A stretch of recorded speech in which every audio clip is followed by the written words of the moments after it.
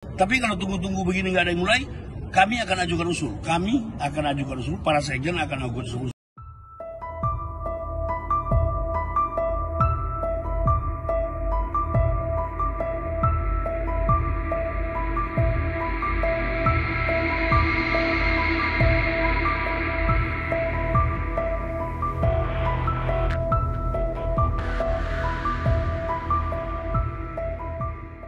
Angket tadi sedikit, kan terakhir kalau dari Nasdem itu menunggu bagaimana PDIP. Nah sekarang masih nunggu atau gimana setelah tadi ngobrol? Angket ini kan kita menyambut ide Mas Ganjar. Sekjen-sekjen sudah bicara, ketua-ketua umum sudah bicara. Tapi karena sekarang ini juga sudah banyak suara-suara mengatakan kenapa lambat dan segala macam. Tadi kita terpikir satu alternatif. Yang nanti kita akan laporkan kepada pimpinan. Kalau saling menunggu, mengapa kita tidak mulai saja? Jadi kalau hanya mengusulkan, saya ulang ya, kalau hanya mengusulkan 25 nama, lebih dari satu fraksi, kita kan bisa bertiga. Kalau ide ini diterima, kami berharap bertemu PDIP di paripurna. Ya dong. Artinya begini, kita nasional. Kalau kami terus yang maju, hanya kami bertiga ini tidak bakal menang. Sebaliknya juga, kalau PDIP sendiri yang maju tidak bakal menang. Tapi kalau tunggu-tunggu begini nggak ada yang mulai, kami akan ajukan usul. Para sekjen akan ajukan usul kepada pimpinan. Bagaimana kalau kita mulai? Pengusulannya kita yang mulai, tiga partai ini, 25 sedikit-dikitnya. Kalau perlu 3 fraksi maju. Nanti kan diuji di paripurna. Nah kita berharap di paripurna itu kita bertemu dan meneguhkan kembali komitmen dengan PDIP. Kita mengerti PDIP itu kan partai besar, mereka juga lagi sibuk menunggu macam-macam, mengurus macam-macam. Kita yang tidak sebesar partai PDIP saja, sibuknya luar biasa.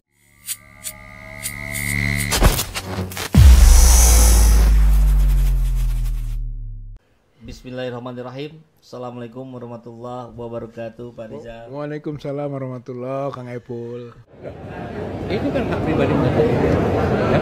Dan fraksi memberikan kebebasan, silakan, karena itu hak Anda. Dan kalau Anda menggunakan hak Anda tidak bisa dilarang, Anda tidak bisa dihalang-halangi dong.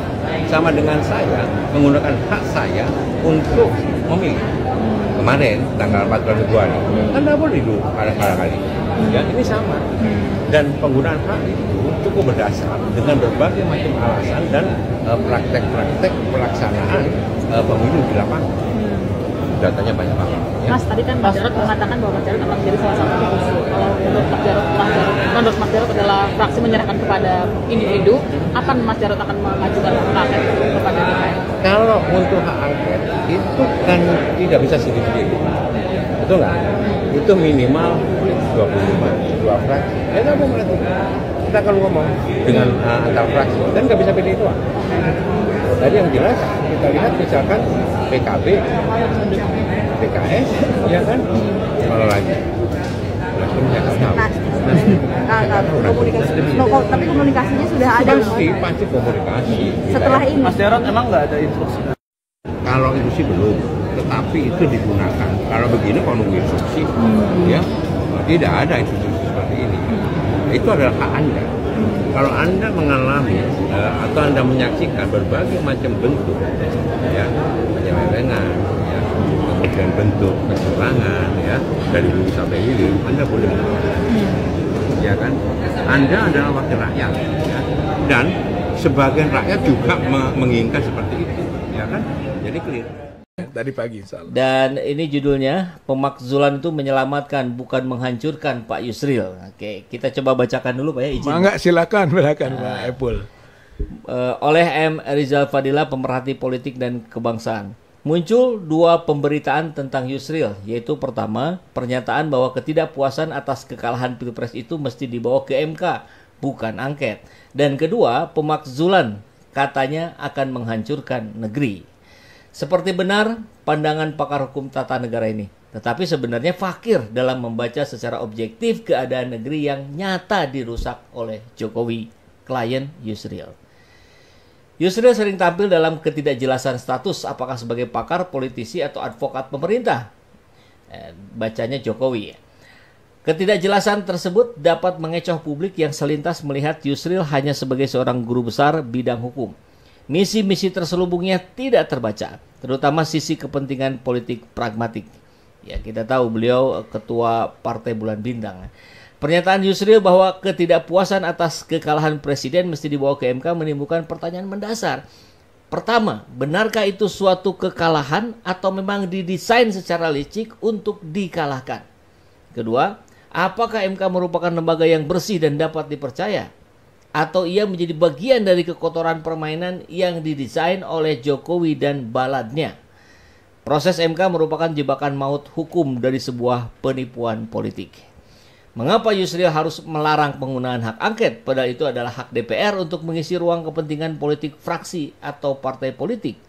Hak angket adalah proses hukum tata negara untuk menyelidiki dugaan penyimpangan undang-undang yang dilakukan oleh penyelenggara negara. Sebagai hak DPR, maka penggunaannya terjamin secara hukum.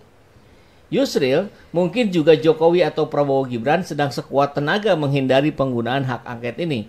Ini justru menunjukkan rasa takut yang luar biasa. Ada tumpukan sampah busuk yang hendak ditutupi atas Pilpres 2024 yang memenangkan Prabowo Gibran secara curang.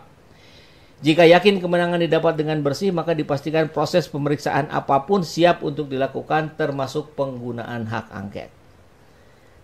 Pemakzulan Jokowi oleh gabungan paslon 1-3 menurut Yusril menghancurkan negeri. Sebab proses akan berjalan panjang dan dapat melewati waktu 20 Oktober.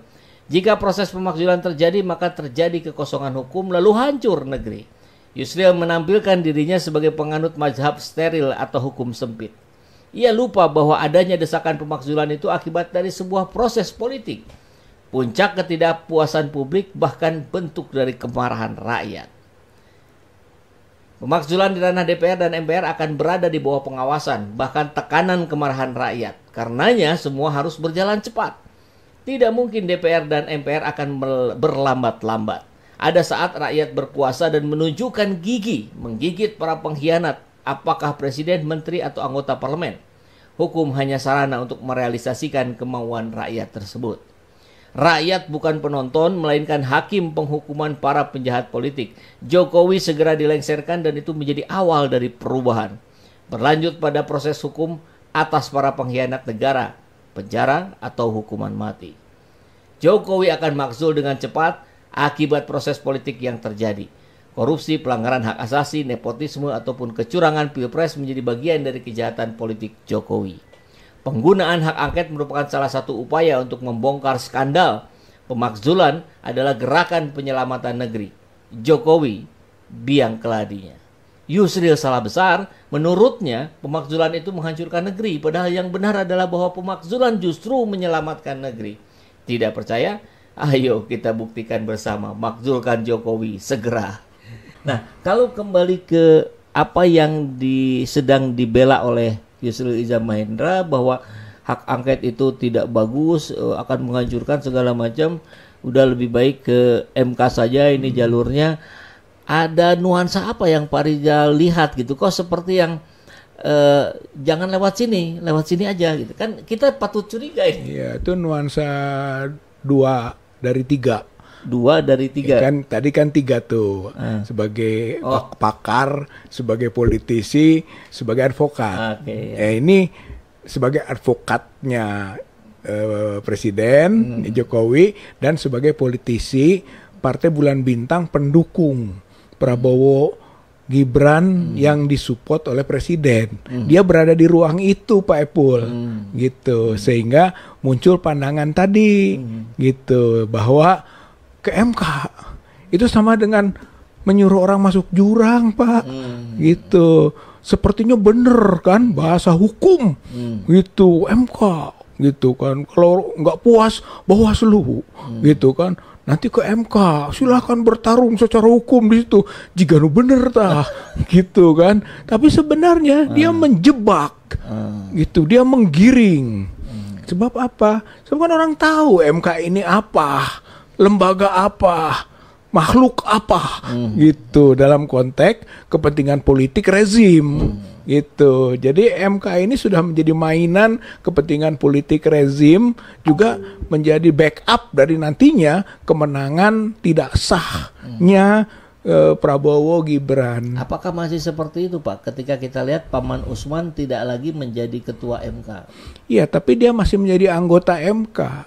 Itu saja sudah menjadi jembatan, Pak. Selama masih ada dia, seharusnya kan dia dipecat. Kita boleh lebih percaya kalau nggak ada Anwar Usman. Tapi Anwar Usman ini walaupun tidak sebagai ketua, dia kan nanti dalam majelis bisa menjadi anggota majelis dalam persidangan gitu, dan itu jembatan kepentingan itu.